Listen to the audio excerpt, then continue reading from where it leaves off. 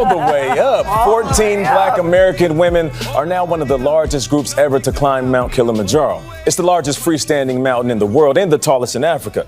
They call themselves Sisters to the Summit. You are watching the moment when they reach Kilimanjaro's highest point at more than 19,000 feet earlier this month. That's the length of almost 54 football fields.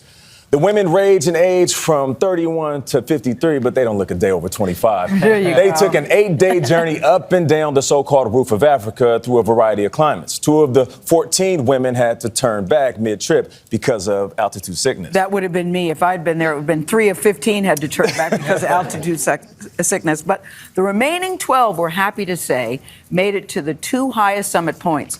First on CBS Mornings, all 14 of these amazing women are here with us. Nate, would you do the introduction? Oh, yeah, I got you. All right, so it's Christy, Christina, Danielle, Jennifer, Lisa, LaShawn, Malak, Marianne, Naja, Naomi, Tanisha, Taylor, Janelle, and Erica. Yeah, that could almost be a song, Nate Merlin. That could almost be a song.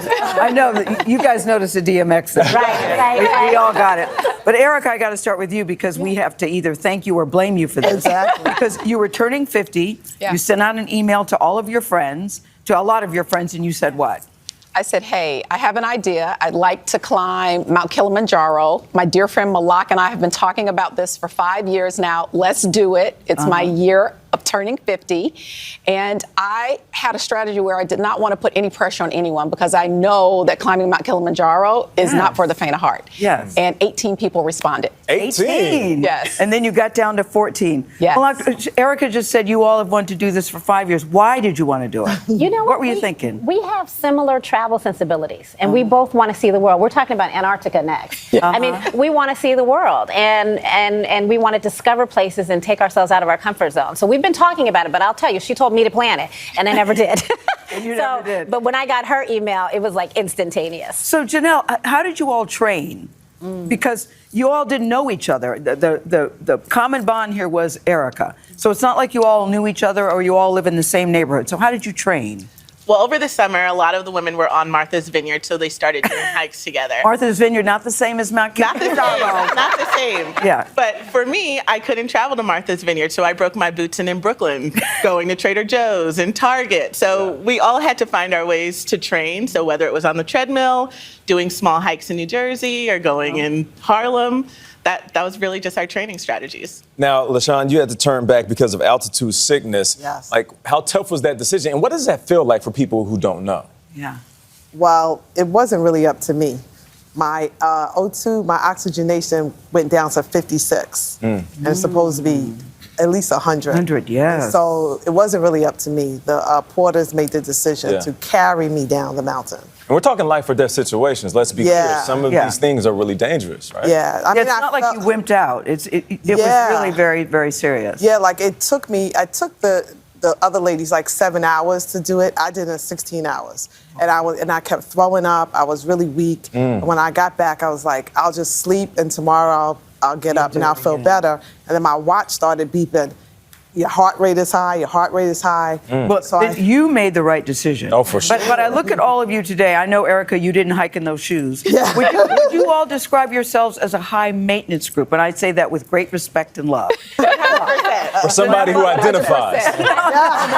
Would you say you're a high-maintenance group? Well, listen, before we even started the climb, we were like, do we have toilets? Do we have showers, right? We need at least 3 of each to do this, though we did abandon them because the showers, the reward was not better than the effort of actually going to a shower in rocks and dirt and being cold. Right.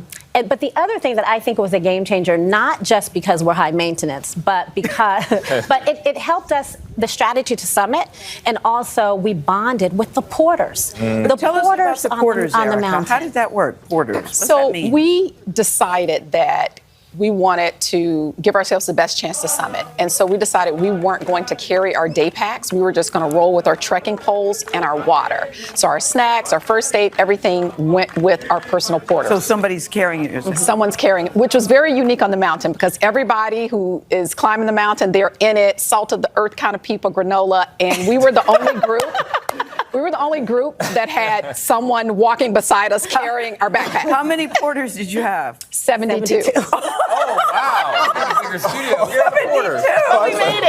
made it to the But we made top. it to the summit.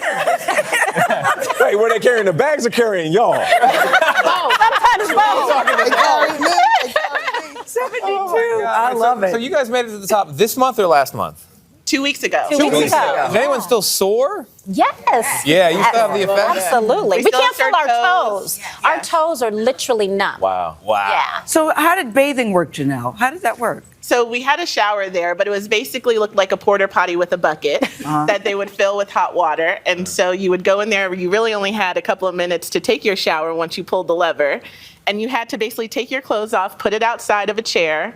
And once you finished your shower, you had some fresh clothes and you had to change in the shower because it's outside. The porters are looking at you. Other groups are looking at you. Yeah. So the bathing was something everyone was like, day 3, we don't need to do this anymore. And Erica forgot her towel the first time. Yes. All we heard is her screaming, I don't have a towel. But let's do rapid fire questions because I want to get everybody involved. Yay or nay, thumbs up or down. Was the climb the most challenging thing you've ever done? Ooh. Oh, Erica says no. Okay. Did you ever want to give up at any point?